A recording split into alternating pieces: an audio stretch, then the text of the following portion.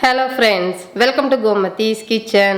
இன்னைக்கு நம்ம பார்க்க போற ரெசிபி பாத்தீங்க அப்படினா ஹோட்டல்ல சாப்பிடுற மாதிரியான ஒரு டிஃபன் கோம்போ தான் பார்க்க போறோம். ரொமாலி ரொட்டியும் அது தொட்டு சாப்பிடுறதுக்கு பாத்தீங்கன்னா மஷ்ரூமை வச்சு ஒரு கிரேவியும் எப்படி செய்யலாம்ங்கறத பார்க்கலாம். இதே மாதிரி நம்ம சேனல்ல பாத்தீங்கன்னா நிறைய வகையான டிஃபன் கோம்போ போட்டுருக்கேன். அந்த ரெசிபியோட லிங்க்லாம் கீழே டிஸ்கிரிப்ஷன்ல கொடுக்கறேன். விருப்பப்பட்டா செக் பண்ணி பார்த்துக்கோங்க.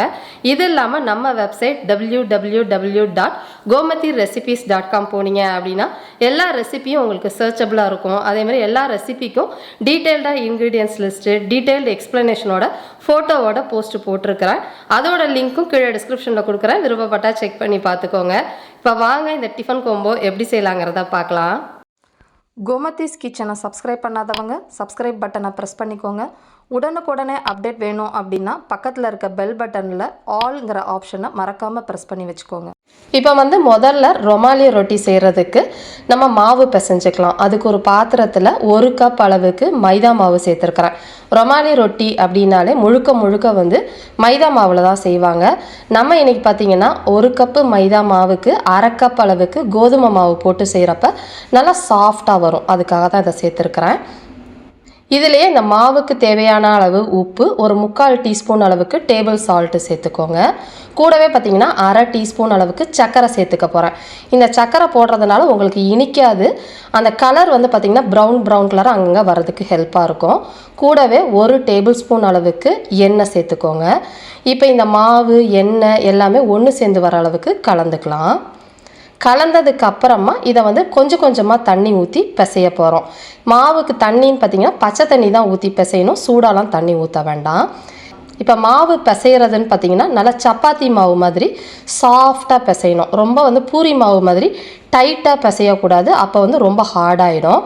இப்போ இந்த மாவை பிசைஞ்சதுக்கு அப்புறமா கவுண்டர் டாப்பில் வச்சுட்டு நல்லா நம்ம பரோட்டாவுக்குலாம் மாவு பிசைவோம் பார்த்திங்களா, அந்த அளவுக்கு பிசையணும். அப்படி உங்களுக்கு பிசைகிறதுக்கு கொஞ்சம் கஷ்டமாக இருக்குது அப்படின்னா வீட்டில் இந்த மாதிரி ஒரு இடிக்கிறதுக்கு கல்லோ ஏதாவது வச்சுருப்போம் இல்லையா, அதை வச்சு நல்லா இந்த அளவுக்கு குத்துனீங்க அப்படின்னா ஒரு 10லேருந்து 15 நிமிஷத்துக்குள்ளே மாவு நல்லா சாஃப்டாக உங்களுக்கு ஒன்று சேர்ந்து வந்துடும். கையில் மேலிஷ் பண்ணோம் அப்படின்னா குறைஞ்சது ஒரு 20 நிமிஷம் ஆகும். இதை மாதிரி குத்துனோம்னா ஒரு 10 நிமிஷத்தில் உங்களுக்கு மாவு சாஃப்டாகிடும். இப்போ இந்த மாவை பிசைஞ்சதுக்கு அப்புறமா இதை கொஞ்சமாக மேலாக்கில் எண்ணெய் தடவிட்டு இதை ஊற வைக்க போகிறோம். இது ஊற வைக்கிறதோட டைமுன்னு பார்த்திங்கன்னா குறைஞ்சது ஒரு 1லேருந்து 1.5 மணி நேரம் நல்லா ஊறணும். ஊறினா தான் உங்களுக்கு ரொமாலி ரொட்டி சாஃப்டாக இருக்கும். இப்போ பார்த்தீங்கன்னா 2 மணி நேரமே மாவு நல்லா ஊறிடுச்சு. எவ்வளோக்கு எவ்வளோ மாவு ஊறுதோ அந்த அளவுக்கு உங்களுக்கு ரொமாலி ரொட்டி சாஃப்டாக இருக்கும். இப்போ மாவு பாருங்கள் எந்த அளவுக்கு சாஃப்டாக இருக்குன்னு. ரொம்ப கல் மாதிரி இருந்துச்சு அப்படின்னா ஹார்டாகிடும். இப்போ உங்களுக்கு எந்த சைஸில் ரொமாலி ரொட்டி செய்ய போகிறீங்களோ அதுக்கேற்ற மாதிரி உருண்டைகளை உருட்டிக்கோங்க. நான் இன்றைக்கி பார்த்தீங்கன்னா ஒரு 5 ரொமாலி ரொட்டி மட்டும்தான் இப்போ செய்ய போகிறேன். மிச்சத்தை நான் அதுக்கப்புறமா தான் செய்ய போகிறேன். இப்போ ரொட்டி செய்கிறதுக்கு சப்பாத்தி திரட்டுற கல்லும் கொஞ்சமாக மைதா மாவும் எடுத்து வச்சுக்கோங்க. மைதா மாவு அதிகமாக போட்டு திரட்ட வேண்டாம், அப்போ வரன்னு ஆகிடும். இப்போ உருட்டின மாவை ஒரு தடவை மட்டும் அந்த மாவில் பரட்டிட்டு நல்லா மெல்லிஸாக தேய்க்க போகிறேன். அதாவது நம்ம சமோசா செய்கிறதுக்கு அப்படி இல்லைன்னா அந்த பரோட்டா செய்கிறதுக்கெலாம் நல்லா மெல்லிஸாக தேய்ப்போம் பாருங்கள். அதே மாதிரி நல்லா மெல்லிஸாக தேய்ச்சிட்டேன். நான் அந்த சப்பாத்தி கல் சைஸுக்கே தேய்ச்சிருக்கிறேன். அப்போ பார்த்தீங்கன்னா எல்லா ரொட்டியுமே ஒரே சைஸில் இருக்கும் அப்படிங்கிறதுக்காக தான் தேய்ச்சிருக்கிறேன். இப்போ உங்களுக்கு எடுத்து காட்டுறேன் பாருங்கள். என்னோட கை, அதாவது பின்னாடி வச்சுருக்கிற கை தெரியணும். அந்த அளவுக்கு மெல்லிஸாக திரட்டினீங்க தான் இந்த சப்பாத்தியோ ரொட்டியோ நல்லா சாஃப்டாக இருக்கும் உங்களுக்கு. இப்போ இதை நம்ம சுட்டு எடுத்துடலாம். இப்போ இந்த ரொமாலி ரொட்டி செய்கிறதுன்னு பார்த்தீங்கன்னா கடைகளில் ஹோட்டலெல்லாம் இந்த மாதிரி ஒரு வடைச்சட்டியை கவுத்து போட்டு அதில் செய்வாங்க. அதில் செய்கிறப்ப உங்களுக்கு அந்த டெக்ஸ்சர் கரெக்டாக வரும். இதுக்கு பதிலாக நம்ம தோசைக்கல்லில் செஞ்சாலும் ரொம்ப நல்லாயிருக்கும். இது இல்லை பட்சத்தில் நீங்கள் தோசைக்கல் கூட எடுத்துக்கலாம். இருப்பு சட்டி இல்லை இண்டாலியன் சட்டி எது வச்சுருக்கிறோமோ அதை நல்லா ஹை தீயில் சூடு பண்ணிவிடுங்க. சூடானதுக்கு அப்புறமா உப்பு கரைச்ச தண்ணியை கொஞ்சம் அந்த மேலே தெளிச்சுக்கணும். இது தெளிக்கிறப்ப பார்த்தீங்கன்னா அந்த ரொட்டி அதில் ஒட்டிக்காது. சம்டைம்ஸ் நம்ம மெல்லிஸாக தேய்ச்சிருக்கிறதுக்காகவும் கிழிஞ்சு போயிடும். இதுவே இந்த உப்பு தண்ணி தெளிச்சிங்க அப்படின்னா உங்களுக்கு ஒட்டாமல் நல்லா சாஃப்டாக இருக்கும் உங்களுக்கு எடுக்கிறதுக்கு. இது நீங்கள் வாஷ் பண்ணாலே போயிடும் உங்களுக்கு. இப்போ இதை மேலே அந்த ரொட்டியை போட்டுட்டு எக்காரணத்துலையும் தீயை குறைக்கவே கூடாது. அதிக தீயிலேயே தான் இந்த ரொட்டி வேகணும். ஒரு சுத்தமான துணியோ இல்லை டிஷ்யூ பேப்பரோ வச்சு இந்த மாதிரி லைட்டாக ப்ரெஸ் பண்ணி விடுங்க. அப்போ நல்லா வெந்துடும். ஒரு சைடு நல்லா வெந்ததுக்கப்புறமா அடுத்த சைடு திருப்பிக்கலாம்.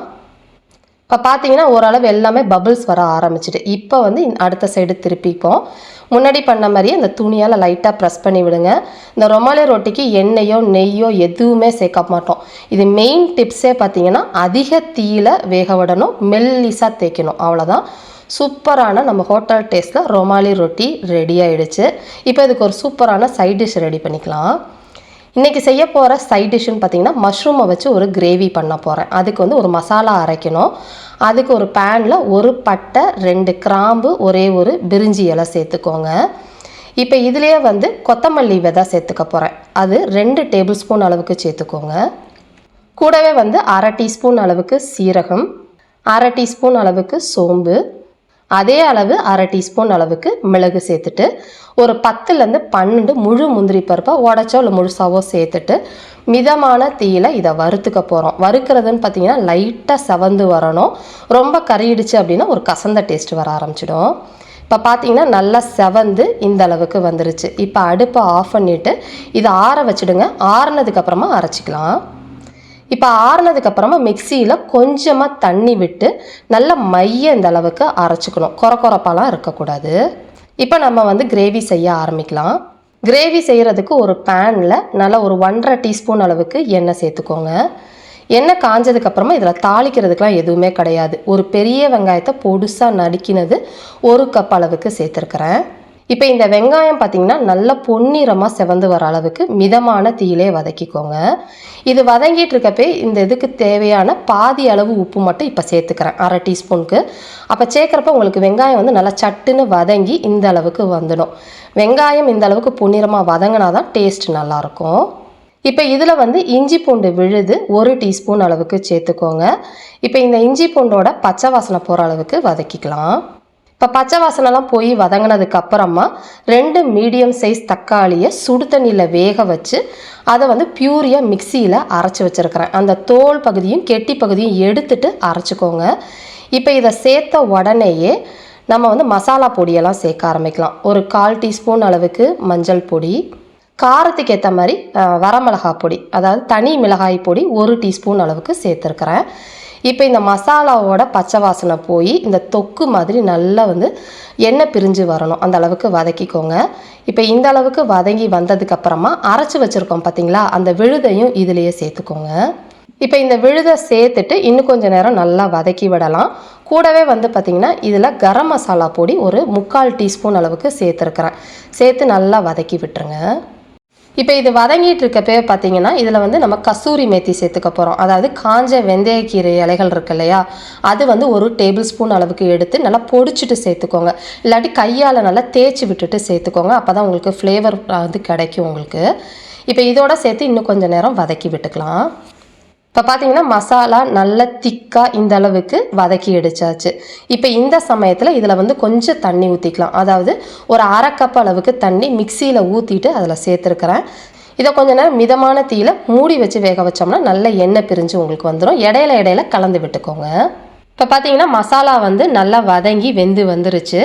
இந்த அளவுக்கு நல்லா திக்காக வதங்கி வந்ததுக்கப்புறமா நம்ம மஷ்ரூமை சேர்த்துக்கலாம். அதுக்கு முன்னாடியே சேர்க்க வேண்டாம். இன்றைக்கி மஷ்ரூம் பார்த்தீங்கன்னா கிட்டத்தட்ட ஒரு 150 கிராம் அளவுக்கு மஷ்ரூம் வாங்கி உப்பு போட்ட தண்ணியில் கழுவிட்டு கட் பண்ணி வச்சுருக்கிறேன். கட் பண்ணினதோட அளவுன்னு பார்த்தீங்கன்னா ஒரு 2.25 கப் அளவுக்கு இருக்கும். இதை போட்டுட்டு நல்ல ஒரு மிதமான தீயிலே இந்த மஷ்ரூமை வதக்கி விடுங்க. இப்போ முன்னாடி பார்த்திங்கன்னா நம்ம பாதி அளவு தானே உப்பு சேர்த்துருந்தோம். அதனால் இன்னொரு ஒரு 1/2 டீஸ்பூன் அளவுக்கு உப்பு சேர்த்து வதக்கி விடுங்க. இப்போ இதை கலந்ததுக்கப்புறமா மிதமான தீயில் கொஞ்சம் நேரம் மூடி வச்சிங்க அப்படின்னா அந்த மஷ்ரூம்லேருந்தே நல்லா தண்ணி விட்டு அதுலேயே உங்களுக்கு மஷ்ரூம் வெந்து வந்துடும். இடையில கலந்து விட்டுக்கோங்க. இப்போ பார்த்தீங்கன்னா மஷ்ரூம் நல்லா வெந்து இந்த அளவுக்கு தண்ணியும் விட்டுருச்சு பாருங்கள். முன்னாடி திக்காக இருந்தது நல்லா தண்ணி விட்டுருச்சு. இப்போ வந்து நமக்கு தேவையான அளவு தண்ணி சேர்த்துக்க போகிறோம். முக்கியமான விஷயம் தண்ணி ஊற்றுறதுன்னு பார்த்தீங்கன்னா கொதிக்கிற தண்ணியை பக்கத்தில் சூடு பண்ணிவிட்டு அப்புறமா ஊற்றிக்கோங்க. பச்சை தண்ணி ஊற்றினீங்கன்னா சலசலன்னு ஆகிடும். அதனால் நான் வந்து நல்லா கொதிக்கிற தண்ணி தேவையான அளவு, அதாவது இப்போ ஒரு 1/2 கப் அளவுக்கு போல் நான் சேர்த்துருக்குறேன். இப்போ இது வந்து நம்ம வேக வைக்கிறப்ப பார்த்தீங்கன்னா கொஞ்சமாக, அதாவது ஒரு 1/4 டீஸ்பூன் அளவுக்கு சர்க்கரை சேர்த்துக்கோங்க. இது வந்து ஒரு டேஸ்ட் என்ஹான்சர் தான். இதனால் உங்களுக்கு இனிக்காது, அந்த புளிப்பு காரம் எல்லாத்தையுமே பேலன்ஸ் பண்ணி காட்டும். அதுக்காக தான். இப்போ கொஞ்சம் நேரம் மூடி வச்சு நல்லா எண்ணெய் பிரிஞ்சு வர அளவுக்கு வேக விட்டுக்கலாம். இப்போ பார்த்தீங்கன்னா அடுத்த ஒரு 4-5 நிமிஷத்துலேயே நல்லா மஷ்ரூம்லேருந்து கிரேவி நல்லா எண்ணெய் பிரிஞ்சு சூப்பராக ரெடி ஆகிடுச்சு பாருங்கள். கடைசியாக வந்து பொடியாக நறுக்கினா கொத்தமல்லி இலையும் வேணும்னா கருவேப்பிலை இலைகள் கூட நீங்கள் சேர்த்துக்கலாம். ரொம்ப ரொம்ப சூப்பரான மஷ்ரூம் கிரேவி ரெடி ஆகிடுச்சு. இது ரொமாலி ரொட்டியோட செம்ம டேஸ்ட்டாக இருக்கும். ட்ரை பண்ணி பாருங்கள். இதே மாதிரி அளவுகளோட இந்த ரொமாலி ரொட்டியும் மஷ்ரூம் கிரேவியும் செஞ்சு பார்த்துட்டு எப்படி இருக்குது அப்படிங்கிறத கமெண்ட் பண்ணுங்கள். வீடியோ பிடிச்சிருந்தாலும் கமெண்ட் பண்ணுங்கள், லைக் பண்ணுங்கள். மறக்காமல் கோமதீஸ் கிச்சன் சேனலையும் சப்ஸ்கிரைப் பண்ணி வச்சுக்கோங்க. தேங்க்ஸ் ஃபார் வாட்சிங்.